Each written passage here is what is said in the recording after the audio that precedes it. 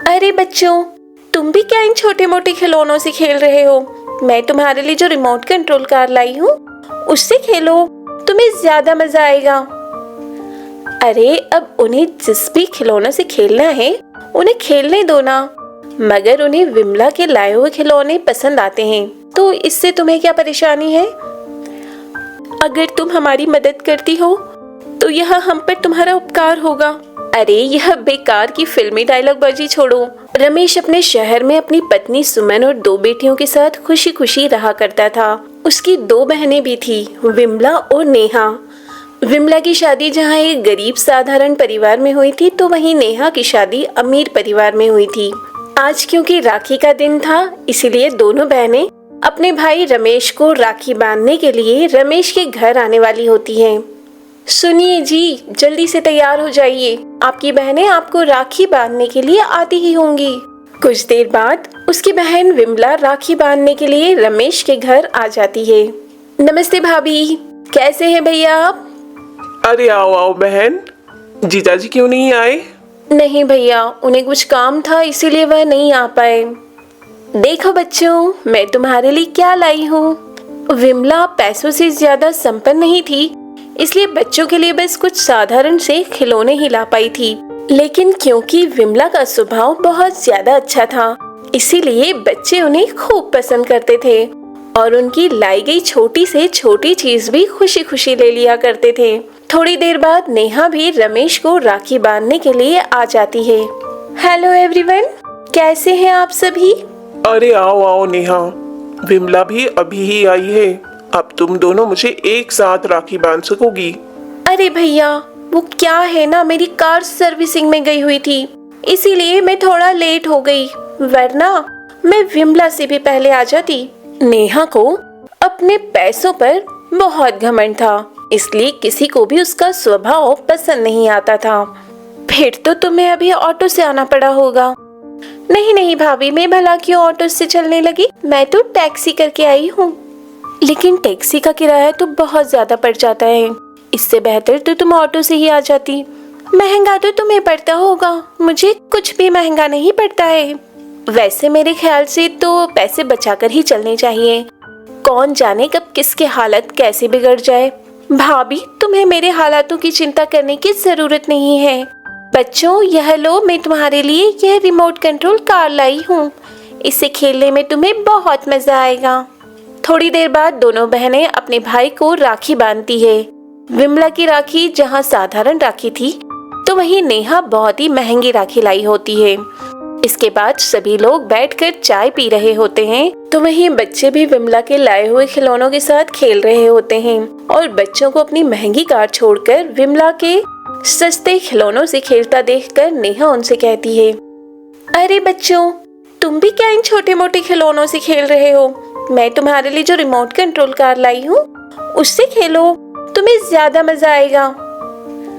अरे अब उन्हें जिस भी खिलौनों से खेलना है उन्हें खेलने दो ना, मगर उन्हें विमला के लाए हुए खिलौने पसंद आते हैं, तो इससे तुम्हें क्या परेशानी है? मुझे क्या परेशानी होगी, लेकिन मेरा मानना है कि बच्चों को हमेशा अच्छी और महंगी चीजें ही देना चाहिए, ताकि उन्हें भी महंगी चीजों का शौक लगे। विमला नेहा की सब बातें सुन रही होती है, लेकिन वह कुछ नहीं कहती है। ठीक है भैया, अब मैं चलती हूँ। अरे कहाँ जा रही हो? आज रक्षाबंधन है, आज तो रुक जाओ। नहीं नहीं भैया, उन्हें जॉब पर जाना होता है, मुझे उनके लिए खाना बनाना पड़ता है, मैं फिर कभी जरूर रुकूंगी। भैया आप फिक्र मत करो, मैं तो आपके पास ही रहूंगी, क्योंकि मुझे अपने पति के लिए खाना नहीं बनाना पड़ता है, इसके लिए मेड है ना। भैया मेरे यहाँ मेड नहीं है, इसलिए मैं चलती हूँ। ऐसा कहकर विमला वहाँ से चली जाती है। विमला के जाने के बाद सुमन नेहा को समझाती है, देखो नेहा, माना कि तुम्हारे पति अच्छा पैसा कमाते हैं, लेकिन मेरे हिसाब से तुम्हें अपने स्वभाव में बदलाव लाना चाहिए। पैसों का घमंड रखना अच्छी बात नहीं होती है। हो सकता है आज तुम्हारे पास पैसे हों, लेकिन वक्त बदलने में देर नहीं लगती है, इसलिए हमेशा सोच समझकर खर्च करना चाहिए और दूसरों के प्रति भी अच्छा व्यवहार करना चाहिए।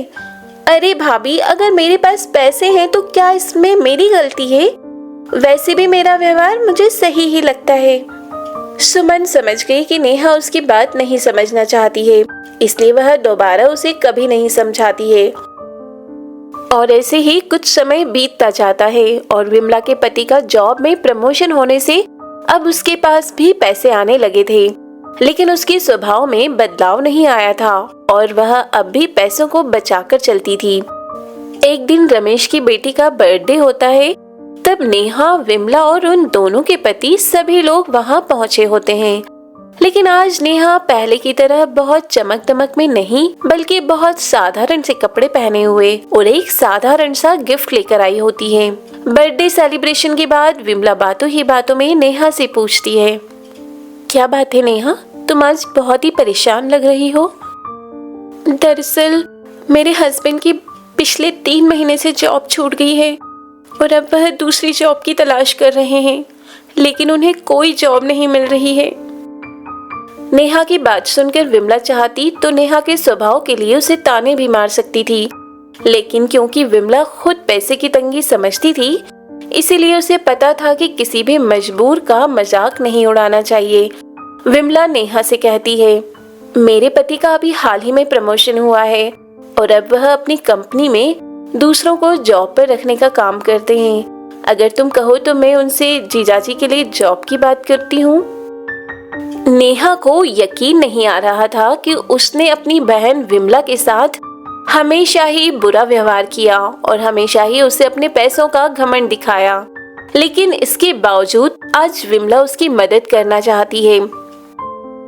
अगर तुम हमारी मदद करती हो तो यह हम पर तुम्हारा उपकार होगा। अरे यह बेकार की फिल्मी डायलॉग बाजी छोड़ो, मैं तुम्हारी बहन हूँ और तुम्हारी मदद करना तो मेरा फर्ज बनता है। विमला तुरंत ही अपने पति से नेहा के हस्बैंड के लिए जॉब की बात करती है। अरे यह तो बहुत ही अच्छी बात है, हमारे ऑफिस में अभी एक सीट खाली भी है, आप कल ही से ऑफिस आ जाइए। नेहा के पति की जॉब लगने के बाद से उसके हालात दोबारा से ठीक होने शुरू हो जाते हैं, लेकिन अब नेहा के स्वभाव में बदलाव आ चुका था। अब वह पैसों को बेफिजूल खर्च में नहीं उड़ाती थी, साथ ही वह अपनी बहन विमला से भी बहुत अच्छे तरीके से पेश आती थी। 1 साल बाद जब दोनों बहनें रक्षाबंधन के मौके पर दोबारा से अपने भाई रमेश के यहाँ मिलती है, तो रमेश की पत्नी सुमन नेहा का बदला हुआ स्वभाव देखकर उससे कहती है, क्या बात है सुमन, आजकल तुम्हारे स्वभाव में बहुत बदलाव आ गए हैं। भाभी आपको याद है आपने पिछली बार मुझे मेरे स्वभाव को लेकर बहुत समझाया था, लेकिन तब मैं उन बातों को नहीं समझी थी। जब मेरे पति की जॉब छूट गई तब मुझे यह एहसास हुआ कि मुझे अपने स्वभाव में बहुत बदलाव करने की जरूरत है। और अब तो घर गृहस्थी कैसे चलाई जाती है मैं यह भी विमला से ही सीखती हूँ।